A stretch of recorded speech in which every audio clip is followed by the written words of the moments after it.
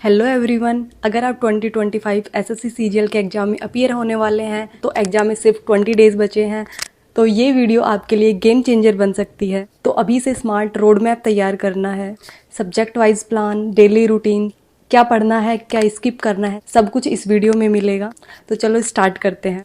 सबसे पहले mind set तैयार कर लो कि ये 20 डेज सिर्फ रिवीजन और मॉक टेस्ट के हैं, इसमें कुछ और नहीं करना है। आपको सिर्फ रिवीजन और मॉक टेस्ट देने हैं। जो आपको पढ़ना था नई चीज़ें वो आपने पढ़ ली है, अभी कोई भी नई चीज़ें नहीं पढ़नी है आपको।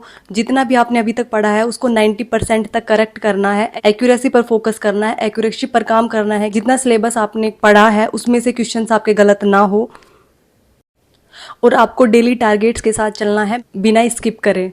तो सबसे पहले है मैथ्स की बारी। मैथ्स में हम आपको क्या करना है, मैथ्स में आपको एटलीस्ट 2 से 2.5 घंटे जरूर देने हैं।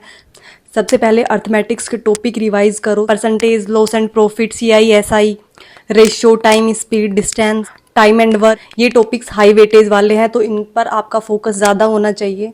अभी बहुत ज़्यादा टाइम आपका नहीं बचा है तो आप एक काम कर सकते हो, मैथ्स में नंबर इंक्रीज करने के लिए अभिनय सर के अल्ट्रा कैलसी करके 8 वीडियोस की एक सीरीज है, तो आप जाकर उनको जरूर देखें। उनमें आपके नंबर डेफिनेटली इंक्रीज होंगे, क्वेश्चन भी सोल्व होंगे, बहुत कम टाइम में होंगे। तो लास्ट टाइम पर आप उनको जरूर देख सकते हो। और इसके बाद आपको हर दिन कम से कम जो छोटे टॉपिक्स हैं वो 2 टॉपिक्स करने हैं, और जो बड़े टॉपिक हैं वो 1 टॉपिक डेली आपको करने हैं। प्लस आपको कम से कम भी 40-50 क्वेश्चंस आपको डेली पीवाईक्यू के सोल्व करने हैं, जल्दी जल्दी से लगाने हैं। जो आप मॉक टेस्ट दोगे उसमें जो क्वांट का सेक्शन है, जिसमें मैथ्स का सेक्शन है, उसको प्लीज प्लीज बहुत अच्छे से एनालाइज करो। जो क्वेश्चंस आपके उस मॉक में गलत हुए हैं वो आगे गलत ना हो। उसकी जो आप सिली मिस्टेक कर रहे हो या फिर कॉन्सेप्ट क्लियर नहीं है, उस टॉपिक्स को अच्छे से पढ़ो, अच्छे से रिवीजन करो, ताकि वो टॉपिक्स के जो भी क्वेश्चंस अगर आपके एग्जाम में आते हैं तो वो आपके क्वेश्चंस बिल्कुल गलत ना हो।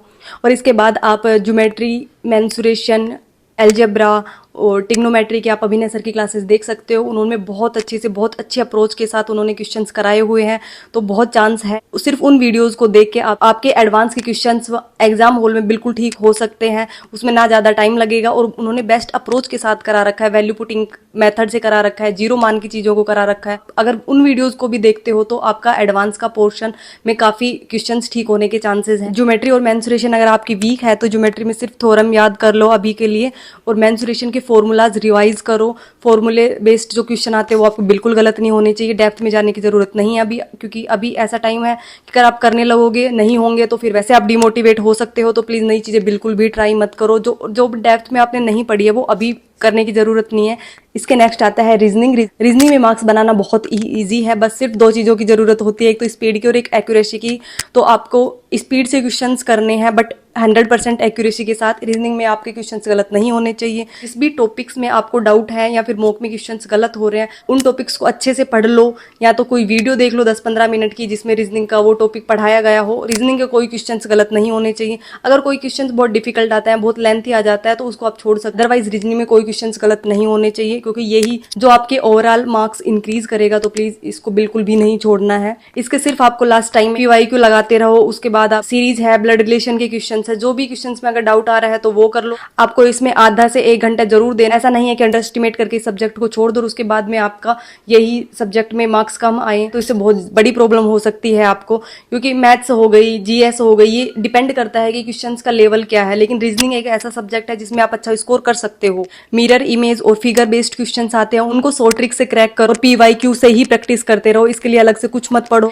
इसके नेक्स्ट आता है इंग्लिश। इंग्लिश में वोकैब और ग्रामर दोनों ही बहुत इंपॉर्टेंटली क्लोज टेस्ट सोल्व करो, पीवाईक्यू से हो जाएगा। प्रीवियस ईयर के क्वेश्चंस जो हैं, जितने भी क्लोज टेस्ट आए हुए हैं उनके आप कर सकते हो। 2 क्लोज टेस्ट भी डेली कर सकते हो आराम से। उसके बाद 20 से 30 आप ग्रामर बेस्ड क्वेश्चंस की प्रैक्टिस करो। 1 word substitution, antonym, idioms and phrases, उनको डेली रिवाइज करो। लास्ट के 5 साल के सीजीएल के पीवाईक्यूज आप टारगेट ले लेके करो कि मुझे आज 50 करने हैं, मुझे 1 वर्ड सब्स्टिट्यूशन पढ़ने हैं, 50 मुझे इडियम्स एंड फ्रेजेस पढ़नी है, 50 मुझे एंटोनिम्स एंड सिनोनिम्स करने हैं। तो इससे आपका पूरा सिलेबस का बहुत जल्दी जल्दी रिवीजन हो जाएगा। नेक्स्ट है जीके एंड जीएस। तो इसमें आपको क्या करना है, करंट अफेयर्स 1 साल के रिवाइज कर लो। उसके बाद आपको स्टैटिक पोर्शन बहुत अच्छे से करना है। स्टैटिक क्वेश्चंस बहुत ज्यादा एसएससी पूछता है। आप ठीक है, आपको पॉलिटी करनी है, हिस्ट्री करनी है। पॉलिटी में आपको अमेंडमेंट्स हो गए, आर्टिकल्स हो गए इंपॉर्टेंट, ठीक है, ये सब चीजें करनी है। हिस्ट्री में मॉडर्न इंडिया पे ज्यादा फोकस करो, जो डिस्कवरीज, इंपॉर्टेंट डेट्स हो गई, नेशनल सिंबल्स हो गए, बुक ऑथर्स हो गए, जीके एंड जीएस। तो इसकी मैंने बहुत ही डिटेल से एक वीडियो बना बना रखी है, प्लीज आप उसको जाके जरूर देखो, ठीक है। अभी एसएससी बहुत ज्यादा डीपली ज्योग्राफी में घुसने लग गया है, लेकिन आपको बहुत डीपली अभी नहीं पढ़ना है। अगर आपने पढ़ रखा है तो जल्दी जल्दी रिवाइज करो, अदरवाइज आपको ज्यादा डीप जाने की जरूरत नहीं है। सिर्फ सिलेक्टिव चीजें पढ़ो लूसेंट से। आपके एग्जाम में सिर्फ 20 डेज बचे हैं, बहुत ही कम टाइम है। तो अगर आपने अभी तक बहुत अच्छे से नहीं भी पढ़ा है या फिर पढ़ने में थोड़ी ढील भी दी है, तो अगर आप इन 20 डेज को बहुत अच्छे से यूटिलाइज कर लोगे तो डेफिनेटली आपका प्री बहुत अच्छे मार्क्स से हो जाएगा। तो ये सिर्फ लास्ट के जो डेज हैं इनको बहुत अच्छे से आपको यूटिलाइज करना है, बहुत अच्छे से प्रिपरेशन करनी है, आपको स्मार्ट स्टडी करनी है। तो मैं आपको बताती हूँ कि आपका आइडियल डे कैसा होना चाहिए या कैसा दिखना चाहिए, आपको कितना टाइम किस किस सब्जेक्ट को देना चाहिए। तो मैथ्स के लिए आपको कम से कम 2 से ढाई घंटा जरूर पढ़ना चाहिए। उसके बाद रीजनिंग का आप 45 मिनट से 1 आवर दे सकते हो आराम से। उसके बाद आती है जीके एंड जीएस, तो 1 से 1.5 घंटा आप उसको जरूर दो जीके एंड जीएस को। इंग्लिश को आप 1 से 1.5 घंटा दो। उसके बाद आता है मॉक टेस्ट, बहुत ही इंपॉर्टेंट चीज जो अभी के लिए है। 20 दिन में आप ये कर सकते हो, 15 दिन आपको मॉक टेस्ट देने हैं। उसके बाद जो 5 दिन आएंगे लास्ट के, उसमें सिर्फ आपको रिवीजन करना है, फटाफट सारी चीजों को 2 बार एटलीस्ट रिवीजन हो जाना चाहिए 5 दिन में। तो आपको बहुत ज्यादा टाइम नहीं देना है किसी भी चीज को, या फिर डेप्थ से पढ़ने की जरूरत बिल्कुल भी नहीं है। जितना भी आपने पढ़ा है उसको फटाफट रिवाइज करो।